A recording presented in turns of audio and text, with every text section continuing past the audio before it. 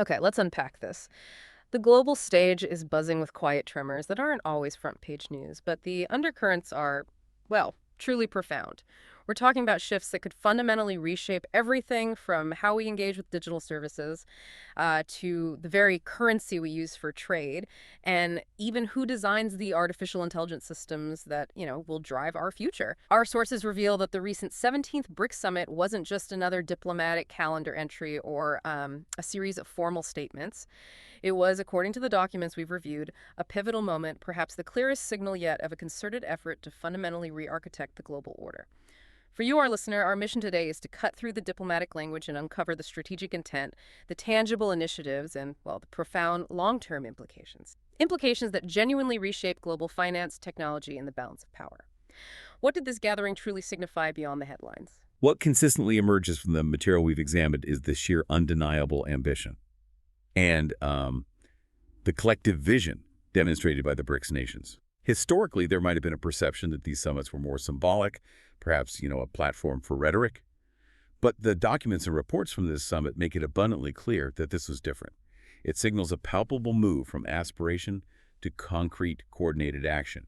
This deep dive will extract those critical nuggets of information, helping you understand not just what was proposed, but the deep why behind the headlines, moving you beyond surface-level reporting to grasp the deeper strategic shifts at play in the global arena.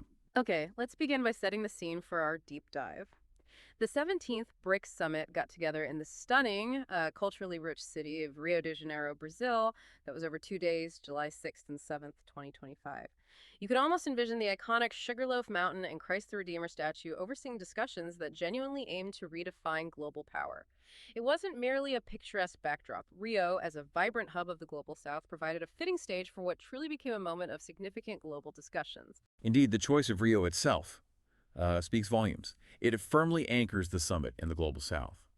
And the overarching theme, strengthening Global South cooperation, wasn't just a convenient slogan. It permeated and truly defined every aspect of the agenda. This theme is absolutely critical because it highlights a shared historical and geopolitical context among these nations. The Global South isn't just a geographic descriptor.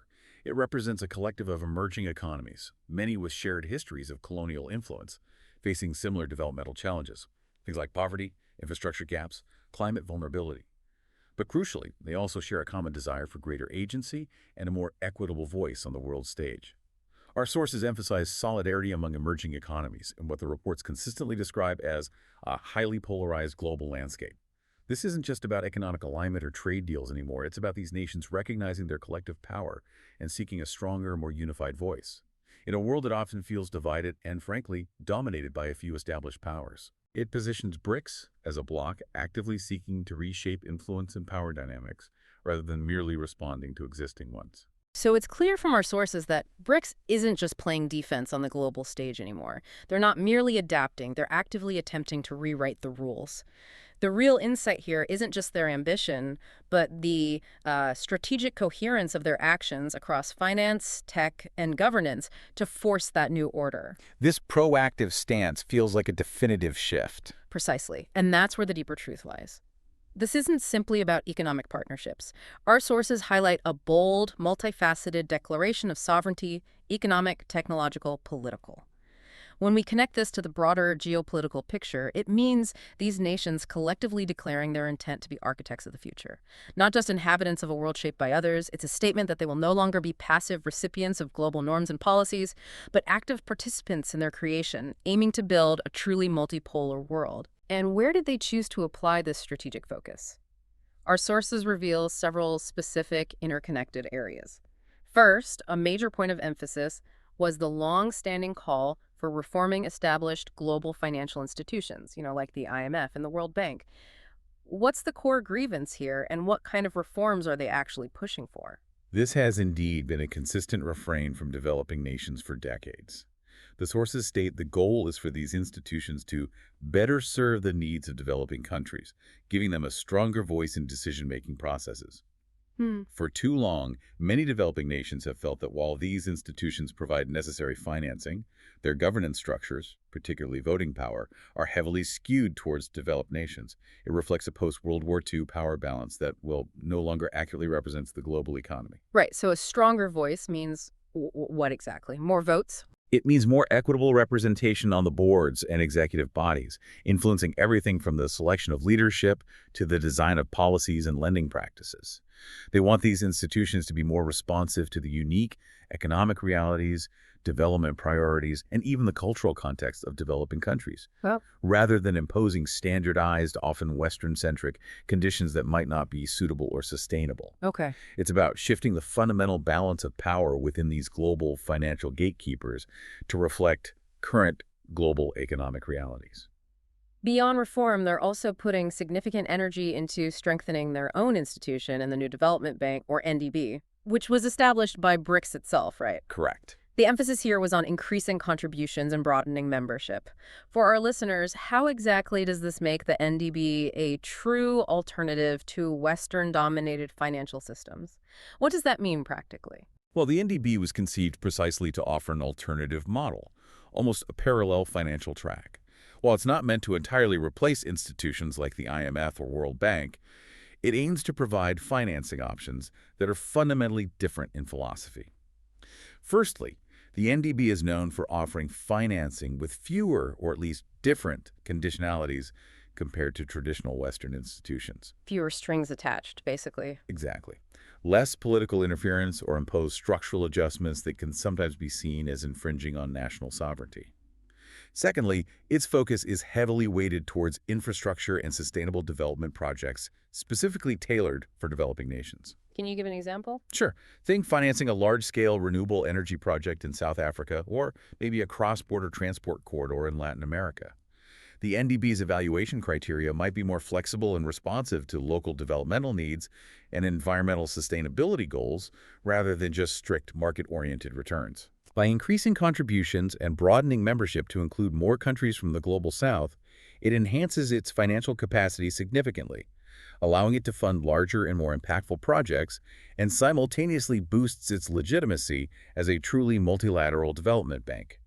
This offers a credible, sovereign-friendly alternative source of capital for large-scale development without the political or economic strings sometimes attached by older institutions. And crucially, climate financing was also a major point of discussion. There was a focus on supporting a fair and just energy transition, particularly with attention to renewable energy infrastructure and adaptation funding for climate-vulnerable nations.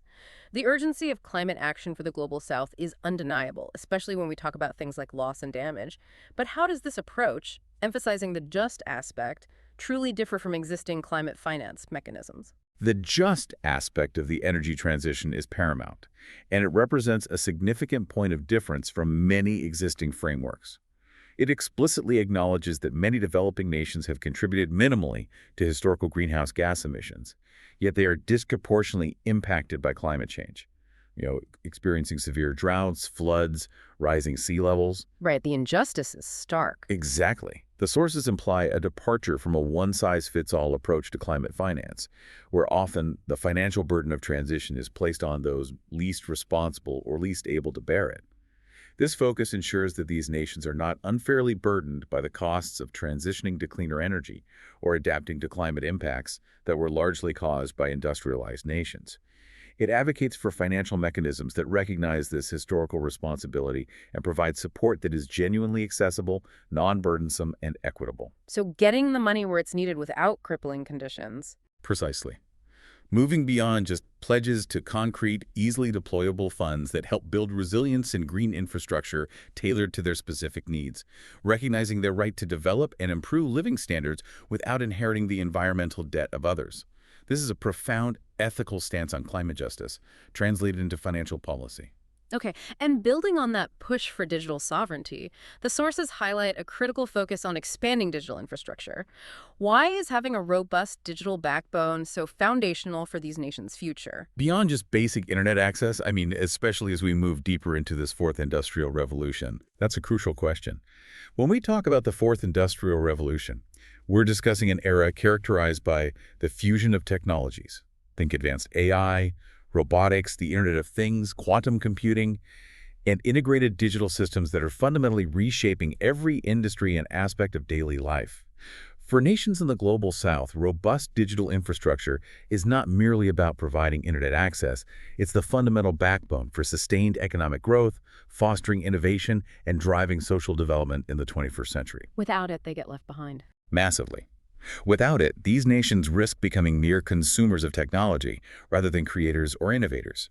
They can become deeply dependent on external, often Western, providers for critical digital services, which can exacerbate digital divides, create new forms of economic dependency, and even compromise national security.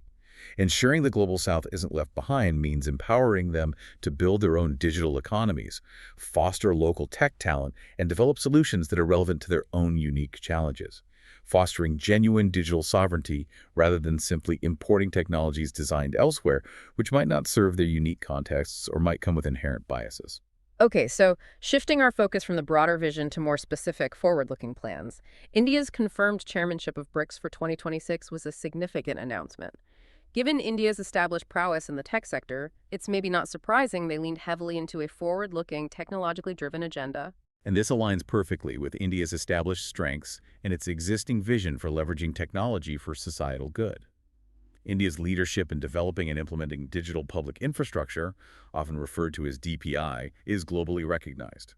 Things like their Aadhaar digital identity system or the Unified Payments Interface, UPI, they've transformed how citizens access services and conduct financial transactions. Right, the DPI model is something they're quite proud of. Absolutely. So their upcoming chairmanship will undoubtedly push the bloc further into the digital realm, solidifying what they've already begun, and perhaps offering models for other BRICS nations to adopt or adapt. Let's delve into India's specific proposed initiatives for their chairmanship then. They're planning to launch a digital BRICS innovation hub aimed at accelerating cooperation in digital public infrastructure, fintech, and cross-border data systems. Can you really unpack what digital public infrastructure means here and what this hub would actually look like in practice? Certainly. Think of digital public infrastructure as the modern-day digital highways and railways of a nation. It's not just about internet access. It's about the foundational digital building blocks that allow society to function efficiently and equitably in the digital age. These include secure digital identity systems, instant payment platforms, letting you transfer money across borders or within a country in seconds, and common data exchange protocols that allow different government services or businesses to communicate seamlessly and securely. Okay, so the plumbing underneath everything digital. Exactly, the fundamental plumbing. By harmonizing these, the Digital BRICS Innovation Hub is a practical and highly strategic step towards creating shared digital ecosystems that could significantly reduce reliance on proprietary Western systems. For example, by developing common protocols for cross-border digital payments, they can streamline inter-BRICS trade and financial transactions, making it cheaper and faster. This isn't just about convenience, it's about building collective digital resilience, ensuring data flows within their own controlled environments, and fostering innovation tailored to their specific needs, reducing vulnerability to external influences and promoting a truly self-reliant digital economy. It's about building the infrastructure for a shared digital future that they control. They also plan to promote inclusive AI frameworks with a focus on ethical use in agriculture, healthcare, and education. We hear a lot about AI, but what's the critical importance of inclusivity and ethical use here? And what are the tangible dangers if it's not inclusive, particularly for developing nations? That could be huge, right? Oh, absolutely huge, because inclusivity in AI is paramount.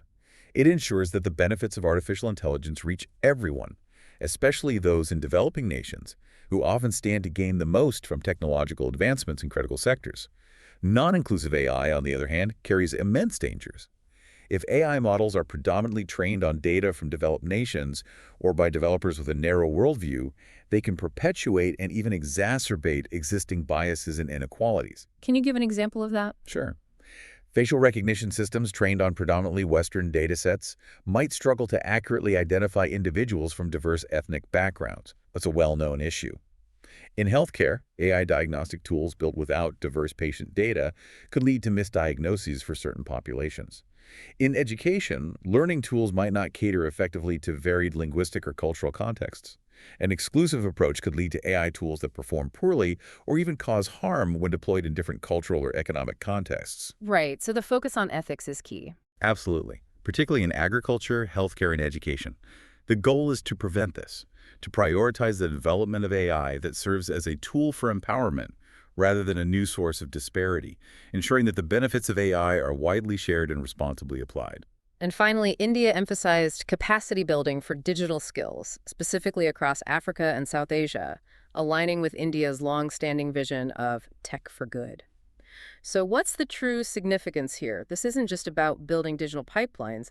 It's about developing the human capital to actually use and innovate on those pipelines. Exactly, you've hit the nail on the head. Empowering people with digital skills is arguably the most fundamental step toward fostering local innovation and building long-term self-sufficiency.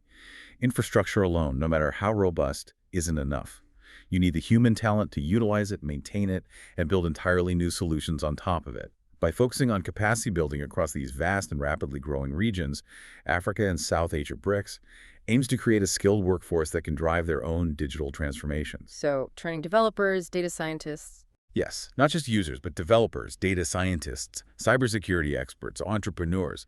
This initiative directly creates job opportunities, fosters independent tech ecosystems, and helps counteract potential brain drain, where talented individuals might otherwise seek opportunities abroad.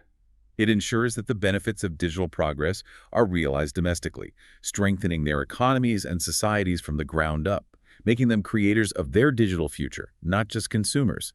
This is a generational investment in human potential. Now, one of the summit's standout outcomes, according to our sources, was the signing of the BRICS Declaration on Artificial Intelligence Governance. It's described as a strong call for international cooperation on AI ethics, transparency, and regulation. It's really caught my eye. It sounds like a monumental step. What immediately stood out from the material is the unified front against a potential future where AI development and, crucially, its control become concentrated in the hands of a few powerful entities, primarily from the global north. This declaration is far more than just a diplomatic statement. It showcases a collective political will to actively shape global AI norms and prevent a new form of technological imbalance before it entrenches. So being proactive about it. Exactly. It's a proactive, strategic move to ensure that AI serves humanity broadly and equitably, not just a select few or the interests of powerful corporations. It's about ensuring that the AI revolution is truly a global one, benefiting all. Let's delve into the core components of this declaration. First, a unified demand for the United Nations to lead the establishment of a global AI regulatory framework. Why the UN? Why is that seen as the appropriate body as opposed to, say, a forum involving only the most technologically advanced nations or even individual powerful states? The UN is seen as the appropriate body precisely because it offers the most inclusive, multilateral platform available for global governance. It's the closest thing we have to a truly global deliberative body that represents nearly every nation on Earth. So avoiding a club mentality. That's the idea.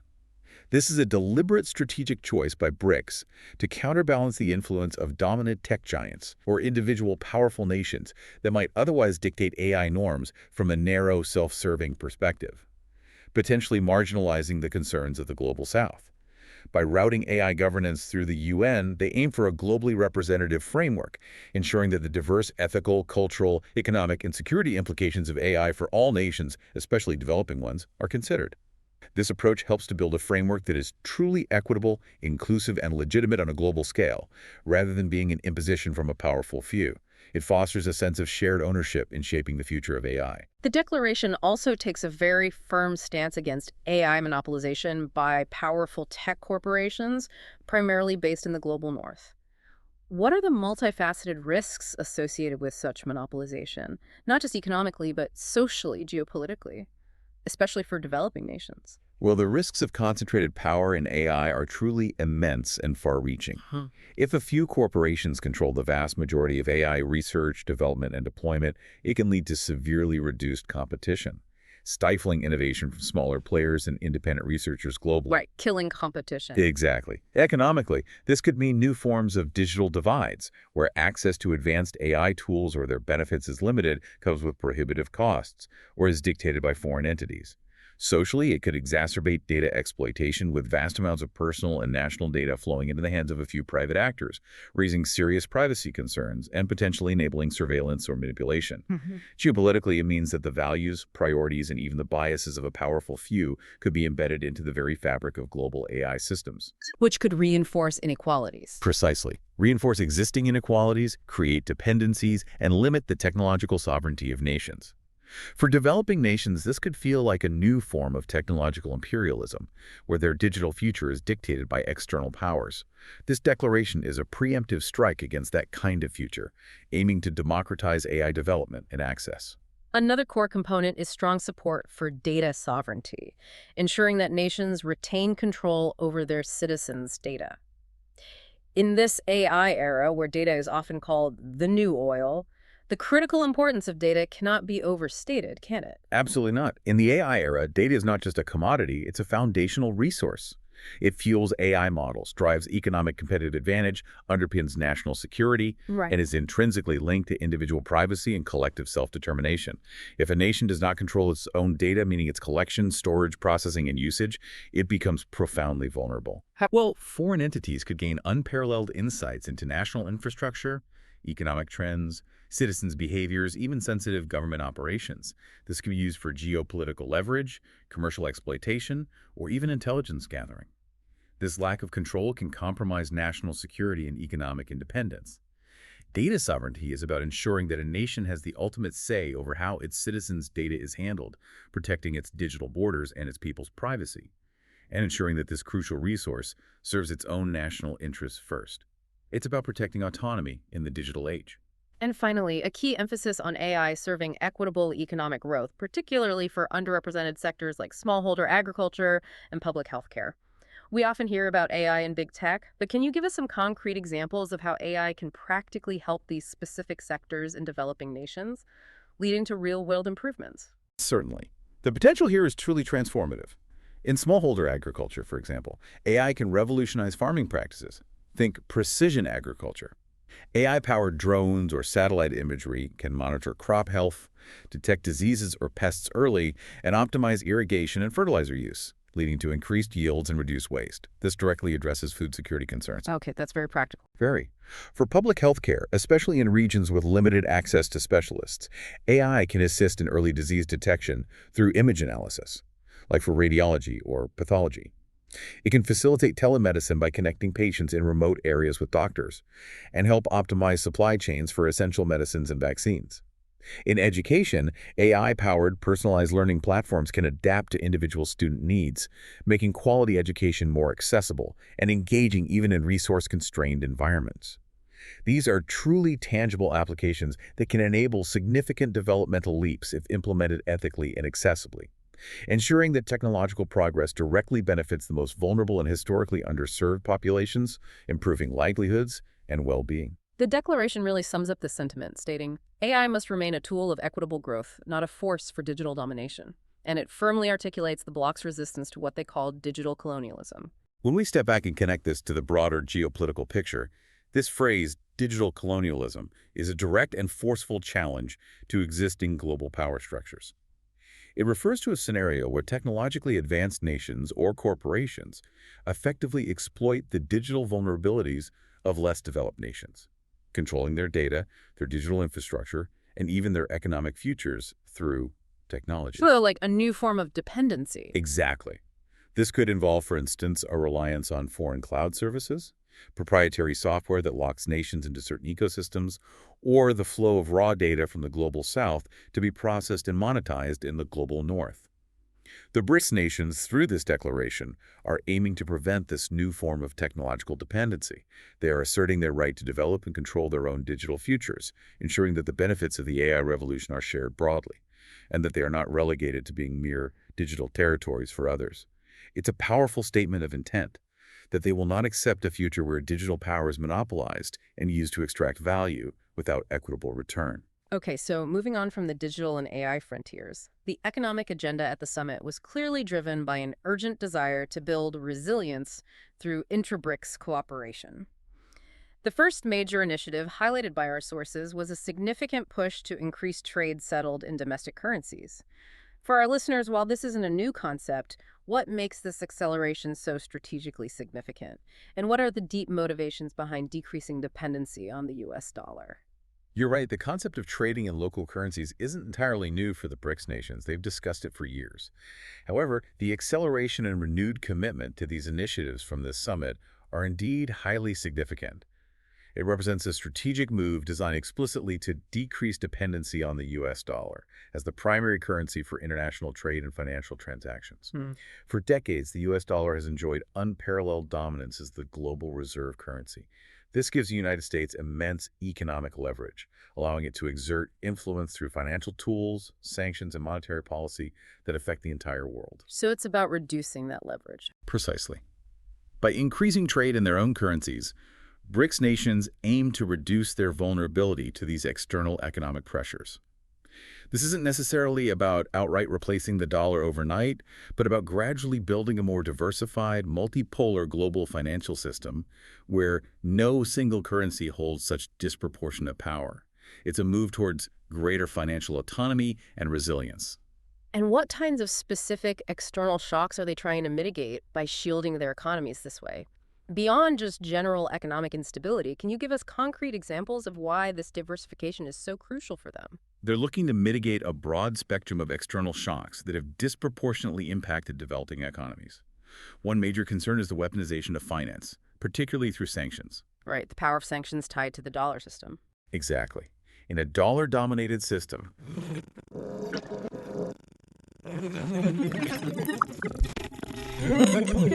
for the global financial system. By trading in local currencies, BRICS nations aim to create alternative pathways that are less susceptible to such geopolitical maneuvers. Another significant concern is the impact of interest rate hikes in major economies, particularly the U.S. Federal Reserve. Yeah, we see that ripple effect globally. We do. When the Fed raises rates, it often leads to capital flight from developing countries, as investors seek higher returns in dollar-denominated assets. This can cause currency depreciation in emerging markets, making imports more expensive, inflating debt burdens for nations with dollar-denominated debt, and dampening economic growth. By diversifying their currency exposure and fostering intra-block trade in local currencies, BRICS nations can create a buffer against these kinds of external economic and political influences, ensuring greater stability and autonomy for their economies and fostering a financial system less prone to external shocks. Beyond currency, the summit also pushed strongly for interoperability of digital payment systems and regulatory harmonization in the e-commerce and fintech sectors. This sounds incredibly ambitious given the diverse regulatory landscapes within BRICS. What's truly fascinating here is the practical ambition embedded in this goal.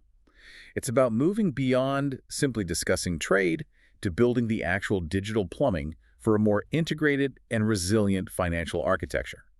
Creating seamless cross-border transactions within the bloc remains a significant challenge globally, even among closely allied nations. Yeah, it's not easy. Not at all. By working towards interoperability of digital payment systems, meaning that a payment initiated in, say, Brazil could be instantly received in India using local digital infrastructure and harmonizing regulations for e-commerce and fintech. They can dramatically reduce costs, increase efficiency, and foster greater trust for businesses and consumers engaged in intra-BRICS trade. So making it easier for businesses to trade within the bloc. Much easier. Imagine how much easier it would be for a small or medium-sized enterprise in South Africa to trade with a supplier in China if payments were instant, secure, and governed by a predictable, harmonized regulatory framework. This moves beyond just policy statements to creating a robust, independent digital financial ecosystem that serves their collective interests and reduces friction in trade. It's a foundational step towards building their own resilient digital financial architecture that parallels their efforts to de-dollarize. And a new, very interesting initiative was introduced, the BRICS Green Fund proposal, championed by Brazil. It aims to channel multilateral financing into sustainable agriculture, renewable energy, and climate-resilient infrastructure, particularly in vulnerable developing regions. This feels like a direct response to some of the criticisms about existing climate finance mechanisms we discussed earlier. This proposal is indeed a direct and strategic response to the shortcomings many developing nations perceive in existing global green funds.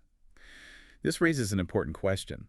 How does this proposal complement or differ from mechanisms like the Green Climate Fund, the GCF, or others? Many developing nations have struggled to access sufficient and timely climate finance from traditional sources, often due to overly complex application processes, burdensome conditionalities, or simply insufficient funding relative to the scale of need. Right, the access issue is huge. It is. The BRICS Green Fund, by emphasizing multilateralism within the Global South, aims to offer a potentially more accessible, agile, and relevant source of funding. It would be designed to be tailored specifically to the climate action and development priorities of these nations, ensuring that funds reach the most vulnerable regions and support projects that genuinely contribute to a just energy transition and climate resilience, rather than being dictated by external priorities. So, potentially faster and more targeted funding. That seems to be the goal. For example, it might prioritize funding for community-led solar projects in rural India or drought-resistant agriculture in parts of Africa, where traditional financing might hesitate due to perceived risks or lack of conventional profitability metrics. It's about taking collective financial responsibility for these shared climate challenges, offering an alternative that is responsive and equitable, directly linking back to our earlier discussion on climate financing and the need for fair burden sharing and accessibility. Okay, let's zoom out to the broader geopolitical landscape now. Our sources consistently highlight the backdrop of rising geopolitical rifts between the West and the China-Russia axis. Amidst this intensifying global competition, the BRICS leaders reaffirmed their commitment to a multipolar global order. For our listeners, what exactly does a multipolar global order mean, and why is this the philosophical core of the BRICS vision? That's a crucial point. If we connect this to the bigger picture, the concept of a multipolar global order is indeed the philosophical bedrock of the BRICS vision. It signifies a world where power, influence, and decision-making are distributed among multiple influential poles or centers, rather than being concentrated in one dominant nation or a single bloc, as was largely the case during the post-Cold War unipolar moment led by the U.S., or even a bipolar one as during the Cold War. So moving away from one or two superpowers dominating everything. Exactly. It represents a direct counter-narrative to perceived Western hegemony and a clear call for a more balanced, distributed, and inclusive international system. For BRICS nations, which collectively represent over 40% of the world's population and a significant portion of its economy, it's about recognizing their collective strength and advocating for a world where their voices, interests, and diverse development models are equally respected and integrated into global governance structures. This means moving away from a hierarchical structure to a more distributed one, where global norms and rules are crafted through broader consensus, not imposed by a few, and where the specific challenges and aspirations of the Global South are given equal weight. And as part of this broader push for multipolarity, they delved into their emphasis on protecting technological self-determination in the Global South and their resistance to Western-led export controls on advanced AI or digital infrastructure. This seems to directly challenge established practices. It absolutely does, and it directly addresses the concept of digital colonialism that we touched upon earlier. Export controls, particularly on advanced technologies like critical AI components, high-end semiconductors, or essential digital infrastructure, can severely impede a nation's ability to develop its own tech sector, innovate, and achieve genuine economic independence. So, controls can hold countries back. Significantly. These controls, often imposed unilaterally by powerful nations, can force reliance on external providers, create bottlenecks in crucial supply chains, and potentially lead to permanent technological dependency for developing nations. By resisting these controls, BRICS nations are pushing back against a form of economic and technological coercion. They are asserting their sovereign right to access and develop cutting-edge technologies crucial for their own growth, security, and participation in the Fourth Industrial Revolution, ensuring they are not relegated to being mere consumers or secondary players in the digital age, but active participants and innovators. It's a clear signal that they will not accept being technologically disadvantaged or dictated to. They also highlighted their strong emphasis on UN-centered cooperation, as opposed to fragmented bilateral blocs or selective sanctions. This speaks to a preference for a very particular kind of global governance, doesn't it? It does. This stance powerfully reinforces their preference for inclusive, rules-based international systems rather than a world where powerful nations can unilaterally impose their will through fragmented alliances, exclusive blocs like the G7, or punitive measures like selective sanctions. Strengthening multilateralism. Yes, their call for UN-centered cooperation is a strategic move to strengthen multilateralism. They argue that global challenges, from climate change to AI governance, require global solutions that reflect the diversity of the world's nations, rather than being decided in smaller, exclusive clubs. It's a push for global governance that truly reflects global diversity and collective decision-making, ensuring that the voices of the Global South are not marginalized and that international law and norms are applied universally, not selectively. It's a vision of a more democratic and representative global order, challenging the perceived might makes right approach in international relations. So bringing all these threads together, from financial and digital sovereignty to challenging export controls and advocating for UN-centered cooperation, what does this all mean? These stances clearly reinforce the idea that BRICS is evolving into a geopolitical counterweight, particularly in the critical digital and energy arenas. That's a precise and vital summary. This evolution is a clear statement of intent from the BRICS nations. They're signaling that they will not just be passive recipients of global trends or policies set by others. Instead, they intend to be active shapers, leveraging their collective economic weight, their massive populations, and now, increasingly, their technological capabilities to influence the global order. And the focus on digital and energy isn't accidental. Not at all. It's particularly strategic because these are the foundational sectors that define future power, economic independence, and geopolitical leverage. Their growing influence means a more complex, multifaceted global landscape is emerging, one where their collective voice will be increasingly hard, if not impossible, to ignore. This isn't merely about forming a bloc, it's about fundamentally altering the dynamics of global power and pushing for a world where their interests are not just acknowledged, but are central to global decision-making. It's important to remember that these large international summits aren't just about the big, splashy declarations and policy statements. Our sources point out that the 17th BRICS Summit also featured concrete side meetings and grassroots forums, which are absolutely crucial for practical cooperation and often fly under the radar of major headlines. Absolutely. These often overlooked bilateral and trilateral agreements are truly where the rubber meets the road, transforming broad declarations into tangible, on-the-ground collaboration. While the high-level pronouncements set the strategic direction, it's these practical pacts that lay the groundwork for real resource sharing, technology transfer, and collaborative problem-solving. They make it real, basically. Exactly. They demonstrate a willingness to move beyond rhetoric to practical partnerships that can directly impact people's lives and economies. They're vital for building the long-term functional networks that underpin any successful international alliance. Let's spotlight a couple of key examples from the sources. First, the India-Brazil Agritech Pact. This was an agreement to co-develop an agritech research corridor, combining India's digital strengths with Brazil's agricultural expertise. This sounds like a powerful synergy. This Agritech Pact is indeed a prime example of synergistic cooperation, leveraging distinct national strengths for mutual benefit. India has rapidly advanced in digital technologies, software development, data analytics, becoming a global tech hub. Brazil, on the other hand, is an agricultural powerhouse, a leader in large-scale food production, sustainable farming practices for tropical climates, and agricultural research. So combining tech know-how with farming expertise. Precisely. By combining India's digital strengths, perhaps in areas like AI-powered precision farming, satellite imaging for crop monitoring, IoT sensors for soil health, or blockchain for supply chain transparency. With Brazil's deep agricultural knowledge and vast farming landscapes, they can collaboratively develop innovative solutions. This directly addresses common challenges like food security, sustainable resource management, and improving farmer livelihoods in highly effective ways. It's about leapfrogging traditional agricultural methods by integrating cutting-edge digital tools developed specifically for the Global South's context, potentially creating models that other developing nations could adopt. And then the China-Russia-India trilateral talks. These focus specifically on energy security, critical minerals, and rare earth supply chains. For our listeners, what's the specific strategic importance of these areas, particularly within the context of rising geopolitical tensions? These areas are fundamentally vital to modern economies and national security, especially in a volatile geopolitical climate. Energy security is paramount for economic stability and growth, as disruptions to supply or price volatility can cripple industries and impact daily life.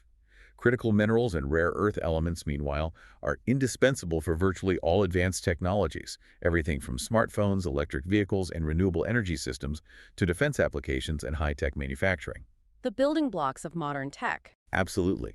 Many of these resources are concentrated in a few geographic areas, making their supply chains vulnerable to geopolitical disruptions, trade restrictions, or even weaponization. By focusing on securing these supply chains internally within the bloc, or by diversifying their sources and investing in processing capabilities, these nations significantly reduce their vulnerability to external pressures. This provides them with crucial strategic leverage in global markets and ensures the foundational inputs for their technological and industrial development are secure, allowing them to pursue their own developmental trajectories without external impediments.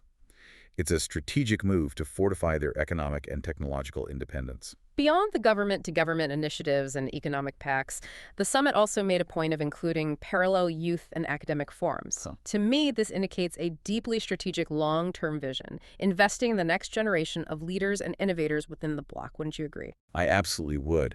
This is not just a peripheral event. It's a crucial aspect of building sustained influence and ensuring the longevity of the BRICS vision. These forums yielded concrete proposals, like a BRICS Youth AI Exchange program focused on cross-border innovation and ethical tech leadership. So building connections early. Exactly. By intentionally fostering connections, promoting knowledge transfer, and cultivating shared values among future leaders, scientists, and innovators from across BRICS nations. They're ensuring the continuity and evolution of the bloc's ambitious agenda. Such programs create collaborative networks that transcend national borders, promoting a common understanding of responsible technological development, ethical AI deployment, and shared developmental goals. It's a proactive, forward-looking investment in human capital that will underpin their collective goals for decades to come. Ensuring that their push for a multipolar world and greater technological sovereignty is not just a present-day political maneuver, but a deeply embedded, intergenerational commitment. It's about building bridges for the future. Okay, let's bring all these threads together and distill the core insights from the 17th BRICS Summit. What really stood out from our deep dive into the sources, and what should our listeners take away? From the extensive material we've reviewed, it's abundantly clear that the summit truly marked a decisive step forward in shaping a new global order. The sources consistently highlight a collective vision driven by a renewed commitment to collaboration, fairness, and crucially, technological sovereignty. It's no longer just a forum for discussion. It's a comprehensive, coordinated approach to assert their collective agency on the world stage. Indeed.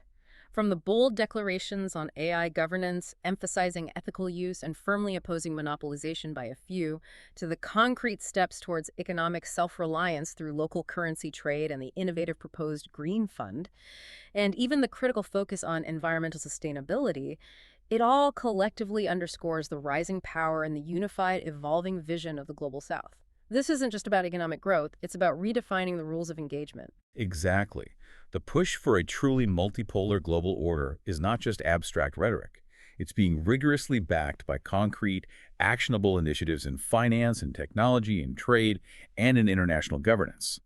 This signals a tangible and accelerating shift in global dynamics, moving away from a unipolar or even bipolar world towards a more distributed balance of power. The era of a single dominant power dictating global norms is undeniably fading. So for you, our listener, the key takeaway is clear. The global landscape is shifting beneath our feet, often in ways that aren't immediately obvious from daily headlines. These aren't just distant diplomatic meetings or obscure policy discussions. The decisions and declarations made at summits like the 17th BRICS Summit have profound implications. Implications for the future of technology, for global trade dynamics, for the balance of power, and ultimately, they directly impact how the world operates around you, shaping the opportunities and challenges that lie ahead. And to leave you with a final thought to ponder. As BRICS pushes so assertively for technological self-determination and actively champions a multipolar world, how might this collective ambition fundamentally influence the pace, the direction, and perhaps even the very nature of global innovation?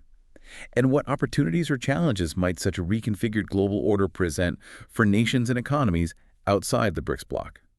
Something fascinating to mull over as you continue to observe global developments. We hope this deep dive has given you a much clearer and richer picture of what's truly brewing beneath the surface of international affairs.